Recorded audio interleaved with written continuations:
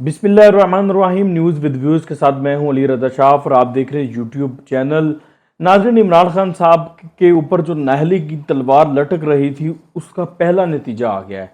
जी हाँ, इमरान खान साहब इलेक्शन लड़ने के अहल नहीं और किस हल्के से इलेक्शन लड़ने के नाहल नहीं है, इसके ऊपर मैं बात बताऊंगा। पहला नतीजा आया हुआ है और ये आगे इमरान खान साहब का जो पॉलिटिकल फ्यूचर है उसको कैसे नुकसान करे, उसका कैसे नुकसान करेगा, उसको कैसे मुतासर करेगा और इमरान खान साहब इंतखाबी अमल से कैसे बाहर होने जा रहे हैं, इसके ऊपर हम बात करेंगे। इसके अलावा एफआईए को इमरान खान साहब की जो गिरफ्तारी के एक जवाज़ या इख्तियार आप कह लें वो मिल चुका है। इमरान खान साहब जो कहते थे मैं हिसाब देना चाहिए, सबसे कहते थे कि वो हिसाब दें अपना, सबका हिसाब होना चाहिए, हिसाब मांगेंगे, वो अपने हिसाब से भाग रहे हैं। तो एफआईए को इख्तियार मिला है, उनकी गिरफ्तारी का जवाज़ मिला है। पहले इसी के ऊपर बात कर लेते हैं। आपको याद है कि फॉरेन फंडिंग केस में इमरान खान साहब को नोटिस गए हुए हैं। फॉरेन फंडिंग केस का जैसे ही फैसला आया था तो उस फैसले में कुछ तिश्नगी रह गई थी। वो तिश्नगी ख़त्म करने के लिए वफाकी कबीना ने एफआईए को अख्तियार दिया था कि वो मज़ीद तहकीकात करे। तो वो वफाकी कबीना ने बाकायदा मंजूरी दी थी इस चीज़ की। मंजूरी के बाद एफआईए को इख्तियार दिया गया कि वो जो फॉरेन फंडिंग है पीटीआई की, उनके अकाउंट्स की बाहर में बैरून मुल्क और पाकिस्तान में, इसके अलावा अगर कोई खुफिया अकाउंट्स हैं उनकी जांच पड़ताल करें, तहकीकात करें और उनकी डेटा का फ्रांसिक करें। ये इख्तियार दिया गया था, हुकूमत की तरफ से दिया गया था। अब एफआईए खुद से तो कुछ नहीं कर रहा, अख्तियार से तजावुज़ नहीं कर रहा। अच्छा, पहली बात तो ये होगी। अब एफआईए ने उसके बाद तहकीकात का आगाज़ कर दिया। उन्होंने जो कमेटियाँ बना दी, रीजनल जोनल जोनल कमेटियाँ काम करना शुरू। उन कमेटियों ने वन बाय नोटिस हैं वो भेजना शुरू कर दिए। जैसे असद कैसर को गया, मियाँ महमूद रशीद साहब को गया, अभी आज भी नोटिस गए, फरदोश मीम नकवी को कराची में नोटिस गया। इसके अलावा मज़ीद जो 4-5-6 नोटिस गए हैं, जो जिन जिन लोगों के अकाउंट्स पे हैं, जिन जिन लोगों के नाम पे अकाउंट सामने आ रहे हैं, जिन जिन लोगों का नाम आ रहा है, एफआईए उनको नोटिस जारी करता जा रहा है। डेफिनेटली वो इसलिए कर रहा है कि वो एक्सप्लेन करें कि उनका जो किरदार इधर सामने आ रहा है वो उसको एक्सप्लेन करें, उस पर अपनी वजाहत दे दें ताकि उनके खिलाफ उनके साथ कोई ज्यादती ना हो। यही होता है ना। अब इसी पैराहे में एफआईए ने इमरान खान साहब को उनके कुछ अकाउंट्स पर नोटिस जारी किया था और उनसे जवाब तलब किया था। अच्छा, इमरान खान साहब ने पेश होने की बजाय एफआईए में या अपने वकील के ज़रिए जवाब देने की बजाय उनको उल्टा ये कह दिया कि मैं तो आपको जवाबदेह नहीं हूँ और मैं आपको बिल्कुल जवाब नहीं दूंगा बल्कि आपके खिलाफ कार्रवाई करूंगा। ये एफआईए को उन्होंने धमकी लगाई इमरान खान साहब ने और उन्होंने अपने वकील के ज़रिए उनको नोटिस भी भेजा और नोटिस में ये कहा उन्हें कि जनाब आप तो मजाज नहीं है तहकीकात करने के, मजाज तो हुकूमत ने बनाया, उनको मजाज तो उनको बनाया वफाकी कबीना ने। और वही एफआईए जिसको इमरान खान साहब कहते थे कि गद्दारी के मुकदमा बनाओ, यानी कि जिन चीज़ों का एफआईए मजाज नहीं था वो इमरान खान साहब इस एफआईए को कहते थे। अब जिस चीज़ का एफआईए मजाज है वो काम कर रही है एफआईए और उसको वो ये कहते हैं कि आप तो मजाज नहीं, आपके पास तो अख्तियार नहीं और मैं आपको जवाबदेह नहीं हूँ। उन्होंने नोटिस भिजवाया। नोटिस में थोड़ा सा मैं आपको पढ़ के बता देता हूँ अपने वकील के ज़रिए। उन्होंने कहा है कि 2 दिन में अगर आपने जो मुझे नोटिस भेजा है अगर आपने वापस न लिया तो कानून के तहत आपके खिलाफ कार्रवाई करूँगा। आपका जो नोटिस है वो बदनीयती पर मुश्तमिल है, इमरान खान साहब कह रहे हैं, और इलेक्शन कमीशन ने फैसला नहीं दिया बल्कि रिपोर्ट जारी की है, तो आप उस रिपोर्ट की बुनियाद पर मेरे खिलाफ कुछ नहीं कर सकते, इमरान खान साहब कह रहे हैं। तो अब यहाँ पर जनाब सवाल ये पैदा होता है कि इमरान खान साहब माजी में ये कहते रहे हैं कि जो जितने भी सियासतदान हैं कि वो हिसाब दें, खुद कहते थे कि मेरे से भी हिसाब मांगे। अब जब इनसे हिसाब मांगा जा रहा है तो मसला क्या, आप अपने वकील के जरिए जवाब दाखिल करा दें, आप ना जाएं, अब जवाब दाखिल करा दें ताकि आप पॉलिटिकली ऊपर आ जाएं। देखिए जी, इंतकामी कार्रवाई हो रही है और मैं जवाब दे रहा हूँ, फिर भी इसका हिस्सा हूँ मैं फिर भी जो है वो पीछे नहीं हट रहा है एहतसाब से भागने रहा, क्योंकि मैं साफ़ हूँ। अगर आप साफ़ और शफाफ हैं, क्लियर हैं, आपको क्या मसला है। लेकिन इमरान खान साहब ऐसा नहीं कर रहे। वो स्पोर्ट्समैन है लेकिन पता नहीं वो इस वक्त उनकी स्पोर्ट्समैनशिप कहाँ चली गई है। तो इसी बुखलाहट में उन्होंने ये काम किया। अब इसके बाद होगा क्या, होगा ये कि एफआईए को जब ये जवाब नहीं देंगे तो एफआईए फिर इनसे जवाब लेगी और वो जवाब कैसे लेगी, फिर फौजदारी का मुकदमा होगा और अब इमरान खान साहब की गिरफ्तारी हो सकती है। वो कहेंगे जनाब कि इनको हम बुलाते रहे, नोटिस जारी करते रहें, ये हमारे नोटिस के जवाब में उल्टा हमें नोटिस जारी करते रहे। तो अब मजबूरन फिर हमें इनको गिरफ्तार करना पड़ रहा है।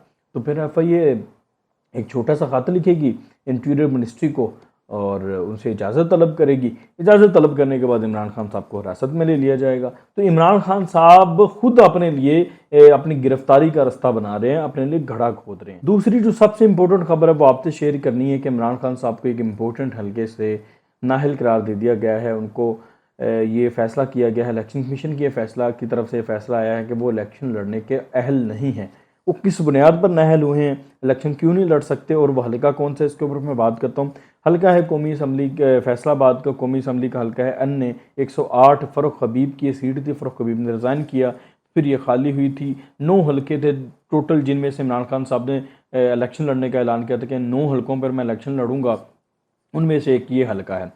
तो यहाँ पर उनके मद्दे मुकाबिल हैं आबद शेर अली साहब। आबद शेर अली साहब ने इमरान खान साहब के जो कागजात नामजदगी हैं उनको चैलेंज किया था ज़िली इलेक्शन कमिश्नर में के ऑफ़िस में, और उन्होंने कहा था कि इनके जो असासाजात हैं उनमें तज़ाद है। तो उन्होंने जवाब तलब किया था इनसे कि वो जवाब दाखिल कराएं इन एतराज़ात पर।